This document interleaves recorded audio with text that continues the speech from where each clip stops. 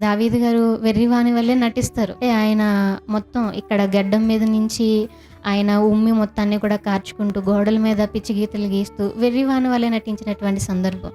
ఒకవేళ దేవుడు అలాంటి సిట్యుయేషన్స్‌లో గనుక మనల్ని పెట్టారనుకోండి, అప్పుడు మన నోటి నుంచి వచ్చేటువంటి మాటలు ఎట్లా ఉంటాయి? చాలా దారుణంగా ఉంటాయి. అవునా కదా!